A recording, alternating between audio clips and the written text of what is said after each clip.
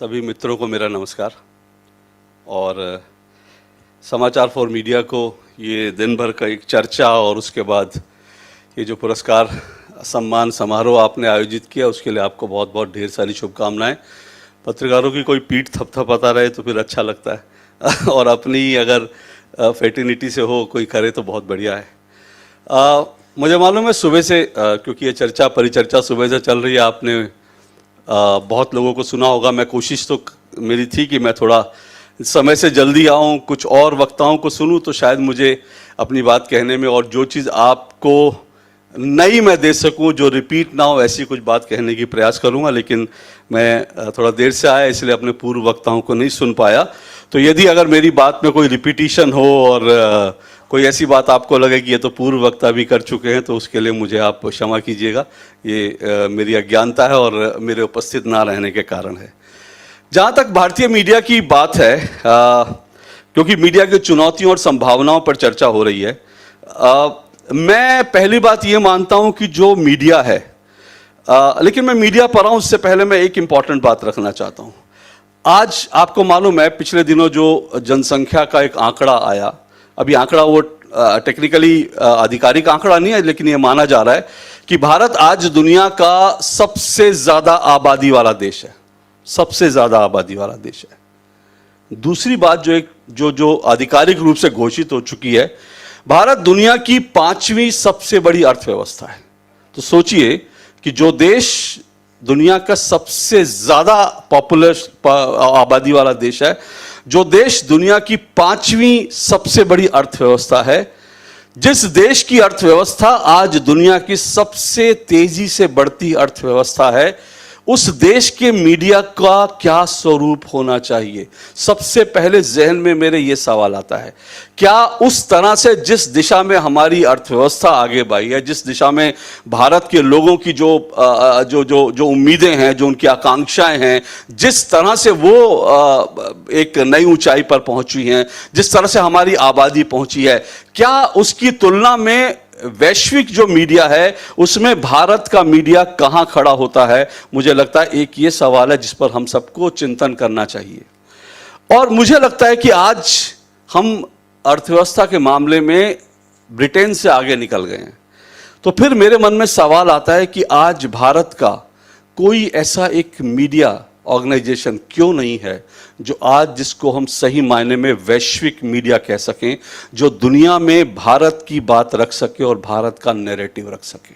ऐसा मीडिया क्यों नहीं है? वॉशिंगटन पोस्ट आता है, न्यूयॉर्क टाइम्स आता है, वो अपनी नज़रिए से हिंदुस्तान को देखते हैं और हिंदुस्तान को कुछ पीला कुछ काला पेंट करके दुनिया को दिखा देते हैं और हमारा मीडिया उनकी खबरें चला रहा होता है।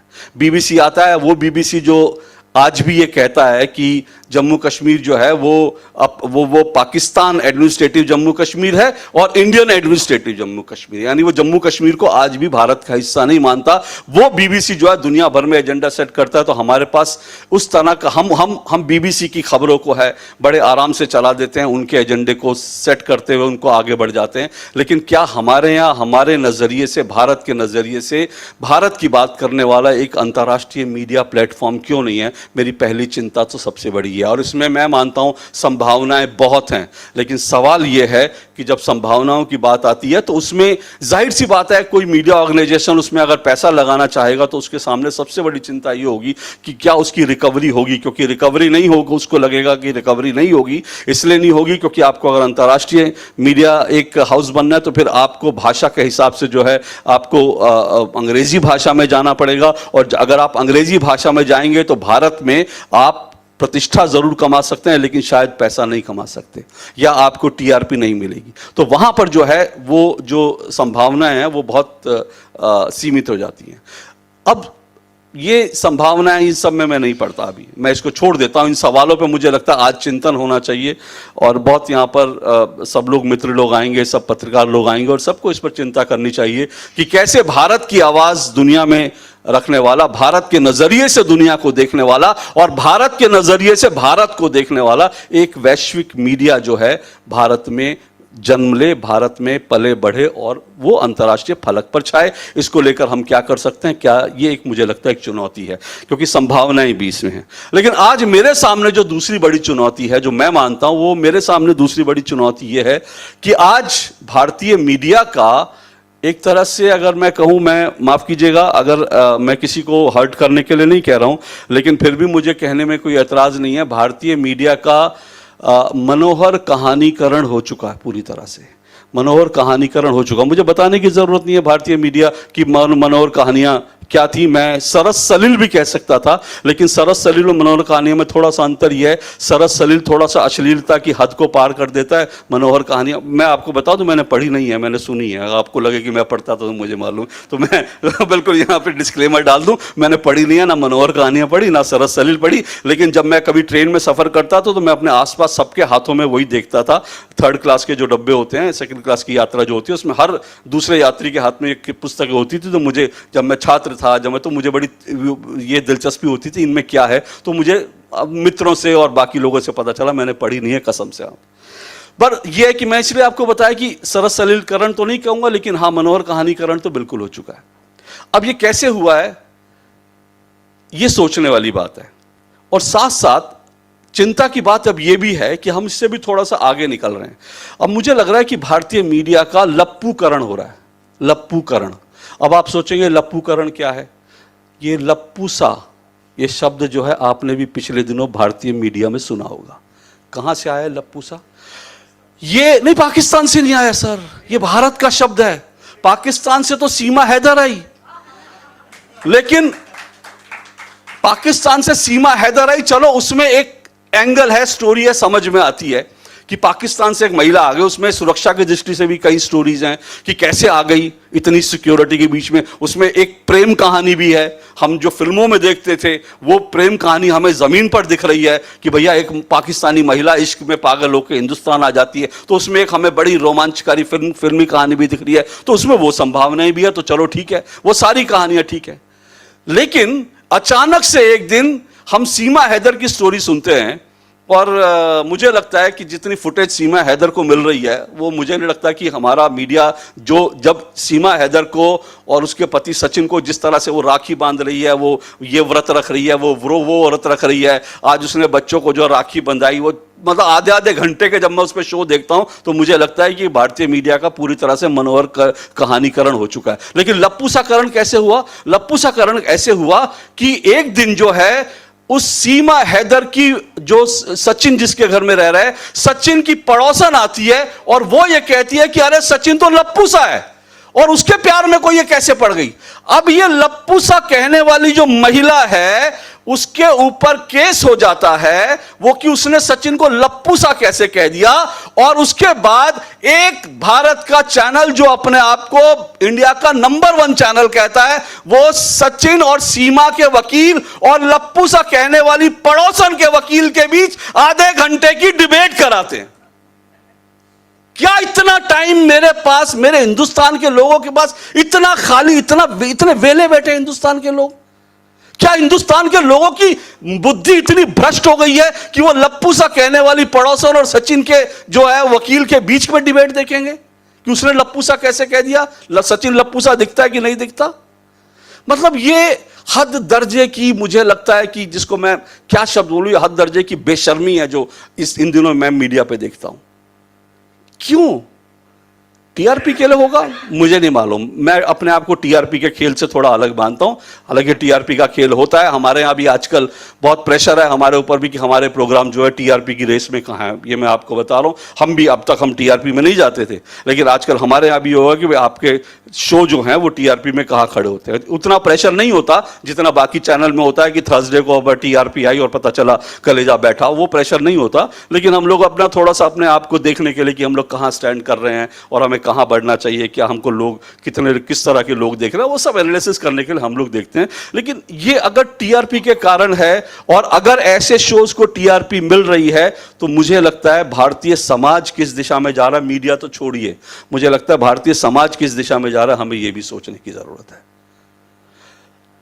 दुर्भाग्य क्या है, हमने मीडिया जब पढ़ा था और मीडिया के बारे में जब हमने सीखा था, तो हमको ये बताया गया था कि स्टोरी वो होती है कि मतलब आदमी कुत्ता आदमी को काटे वो स्टोरी नहीं होती, आदमी अगर कुत्ते को काट ले तो वो स्टोरी होती है। ये एक जनरल एक फ्रेज है। अब इसका मतलब कुत्ता और आदमी से नहीं, मतलब बेसिकली बात ये है कि इसका मतलब ये है कि आप जो है धारा के विपरीत जाके क्या रिपोर्टिंग क्या मीडिया कर सकता है, धारा के विपरीत जाके। अब धारा के विपरीत क्या है, धारा के विपरीत क्या है? धारा के विपरीत ये है, मैं आपको एक, मेरी अपनी राय हो सकती है, हो सकता है आप में से बहुत सारे लोग सहमत नहीं हो और आपको असहमति दर्ज कराने का, असहमत होने का पूरा हक है। भारत की लोकतंत्र की खूबसूरती यही है कि सब अपनी अपनी राय अपने अपने हिसाब से रख सकते हैं।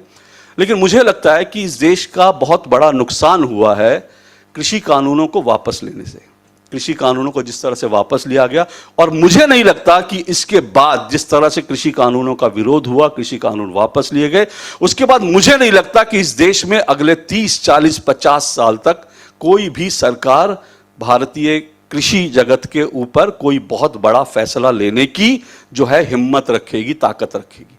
बहुत हम पीछे चले गए कृषि के मामले, बहुत पीछे चले गए। कृषि कानूनों में कुछ कमियां हो सकती हैं, कुछ खामियां हो सकती हैं। वो खामियां क्या थी, वो अगर बैठ करके तय होता और उनको दुरुस्त कर लिया जाता तो बहुत बेहतर होता। बजाय इसके कृषि कानून वापस ले लिए गए। अब ये जो कृषि कानून वापस ले लिए गए, मैं मानता हूं कि इसमें भारतीय मीडिया की बहुत बड़ी भूमिका रही, बहुत बड़ी भूमिका रही। क्योंकि भारतीय मीडिया ने जिस तरह से किसान आंदोलन को प्रोजेक्ट किया, दिखाया, जिस तरह की रिपोर्टिंग की, उसके बाद सरकार भी डर गई और सरकार ने जो है अपने कदम पीछे खींच लिए। अब मेरी सवाल यहां पर उठता है कि जब सारा मीडिया किसान आंदोलन की बात कर रहा था और अलग अलग तरह के नैरेटिव चलाए जा रहे थे, तो क्या धारा के विपरीत जाकर किसी ने साहस किया, किसी मीडिया ने? रोज तो मीडिया के लिए बड़ा आसान होता था, रोज उठो अपना अपना एक कैमरा टीम भेज दो, एक जो है टिकैत जी के पास, एक इस बॉर्डर पे, एक उस बॉर्डर पे, एक इधर बॉर्डर पे, बस हो गया। शाम को एक किसान नेता को बुला लो, एक भाजपा को बुला लो, एक कांग्रेस को बुला लो, डिबेट करा लो, खत्म, कहानी खत्म। तो क्या इसमें किसी ने धारा के विपरीत जाकर प्रयास किया कि भाई एक्चुअल में इसके ऊपर एक सही रूप में ये जा सके? ये तो किसान का ये जो आंदोलन था और जब कानून वापस हो गए उसके बाद मैंने कहीं छोटी सी खबर पढ़ी कि करीब करीब 50 से 60 संगठन ना, मैं उसका सवाल का जवाब दूंगा जरूर, मैं आपका सवाल का जवाब जरूर दूंगा, और दूरदर्शन ने किया था वो भी मैं आपको बताऊंगा, वो ठीक है आपका सवाल। लेकिन मैं अपनी बात पूरी कर लूं फिर मैं सवालों पे आ जाता हूं। तो सवाल ये कि धारा के विपरीत जाकर किसी ने क्या उस तरह के प्रयास किए? नहीं किए। आपको मैं एक बड़ी दिलचस्प बात बताता हूं। मेरी डिबेट में एक दिन किसान नेता थे, आपने सबने सुना होगा कि, और मैं यहाँ पे सरकार के पक्ष या सरकार के विरोध में मेरा कोई मतलब नहीं है, जब मैं आपके सामने एक बड़ा फैक्ट्स आपके सामने रख रहा हूं, और वो ये है कि जब आपने रोज डिबेट्स में सुना होगा, रोज आपने चर्चा सुनी होगी, 700 किसान मारे गए, 700 किसान मारे गए, 700 किसान मारे गए, ये रोज होता था, 700 किसान मारे गए। और ये 700 किसान मारे गए के नाम पर एक प्रेशर क्रिएट हुआ।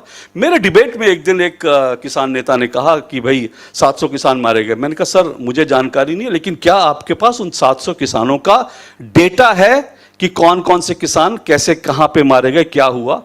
तो उन्होंने बोला हाँ हमारे पास सारा डेटा है और हमने इसको अपनी वेबसाइट पे डाला। मैंने बोला क्या आप मुझे वो डेटा उपलब्ध करा सकते हैं? वो बड़े बड़े भले नेता थे, उन्होंने कहा मैं आपको बिल्कुल उपलब्ध कराता हूँ।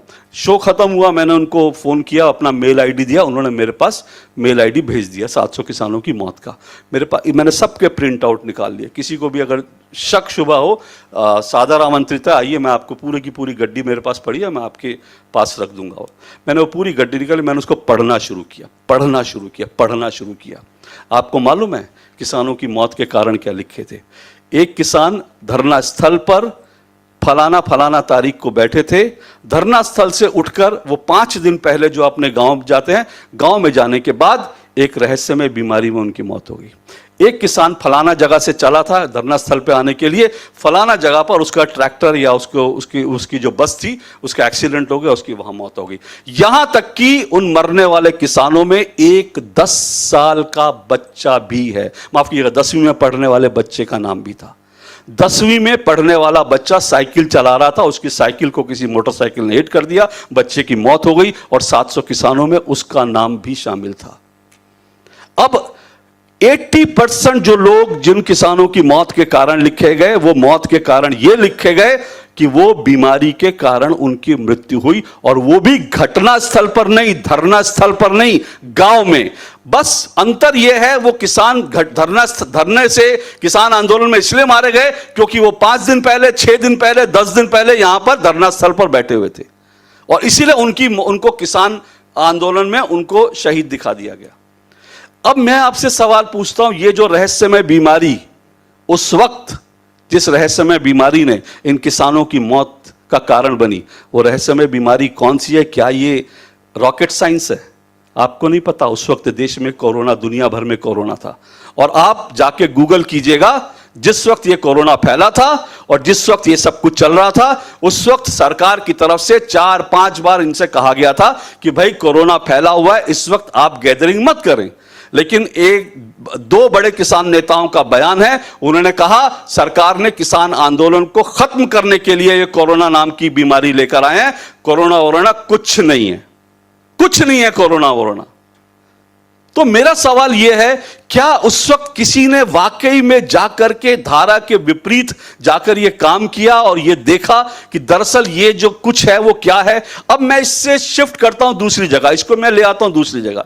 हमने बहुत किसान नेताओं को देखा, बड़ी अच्छी बात है। मैं उस वक्त एक ही बात कहता था जो मैं आज भी मानता हूं, इस पूरे किसान आंदोलन से एक बहुत अच्छी बात यह हुई कि आज तक भारत का मीडिया, खास करके टेलीविजन मीडिया में, किसानों की कभी चर्चा नहीं होती थी। मैं कहता हूं कम से कम इसी बहाने किसानों के ऊपर रोज चर्चा तो होने लगी, चर्चा तो होने लगी। हमने आधे घंटे, 1-1 घंटे के शो तो किए, नहीं तो दिल्ली में बैठे लोगों को किसानों के बारे में, या मुंबई में बैठे, बेंगलोर किसानों के बारे में कुछ नहीं पता। कितने किसान नेता हैं इस देश में, कम से कम हमें यह तो पता चला कि भाई इतने किसान नेता हैं, इतने किसान संगठन हैं, किसी को नहीं पता था, कम से कम अब पता तो चला। लेकिन अब मेरा बड़ा सवाल आपके सामने है, क्या आपको मालूम है दिल्ली से यूक्रेन की दूरी कितनी है?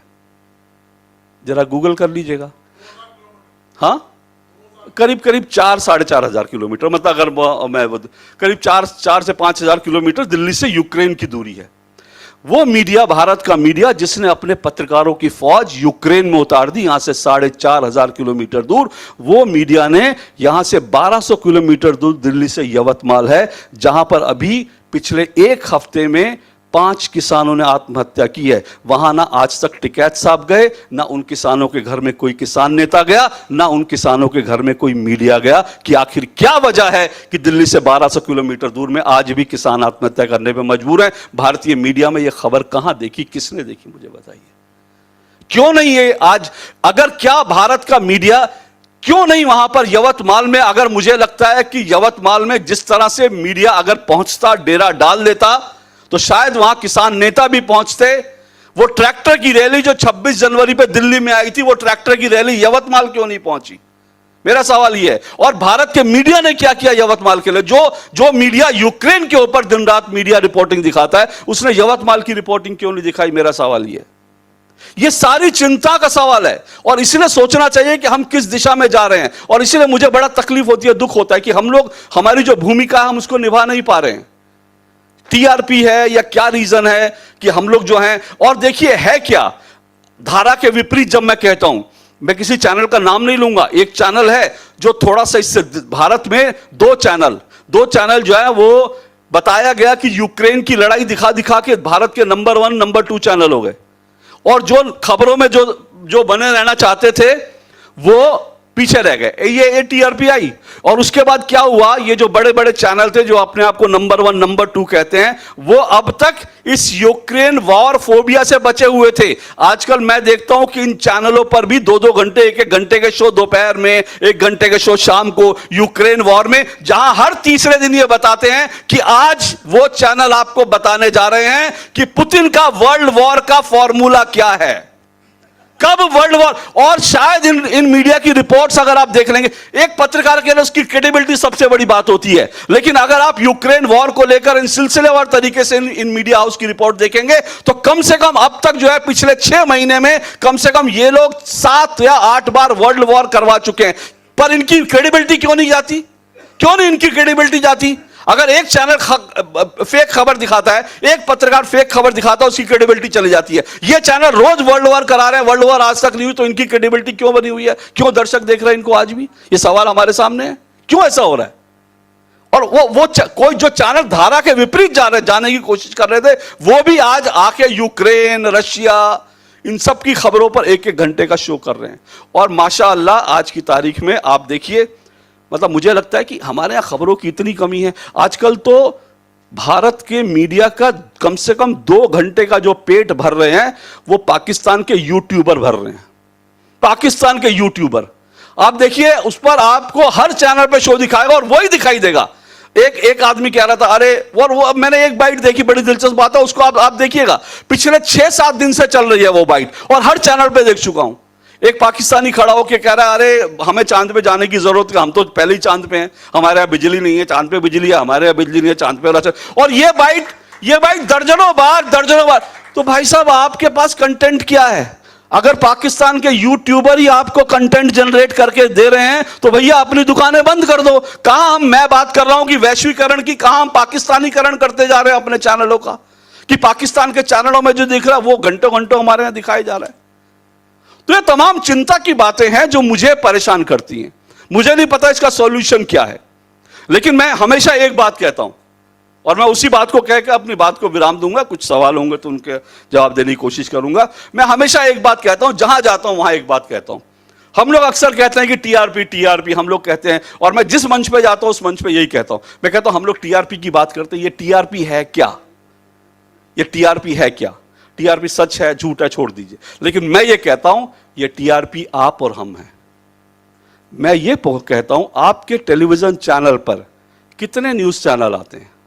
आज अगर आप हिंदी के न्यूज चैनल, तो आपके टेलीविजन चैनल में 30 हिंदी न्यूज चैनल कम से कम आते हैं। आप इंग्लिश न्यूज चैनल देखना चाहें तो आपके पास कम से कम 15 इंग्लिश न्यूज चैनल आते हैं। चैनल कहते हैं कि हम वही दिखाते हैं जो दर्शक देखना चाहते हैं। तो सवाल है कि टीआरपी आप और हम हैं। और अब सवाल यह है कि यानी चैनल तो आपके टीवी में 30 आ रहे हैं, 40 आ रहे हैं, 45 आ रहे हैं, लेकिन आपके टीवी में चलेगा कौन सा चैनल, ये आपका रिमोट तय करता है। और रिमोट किसके पास है? रिमोट आपके पास है, रिमोट मेरे पास है।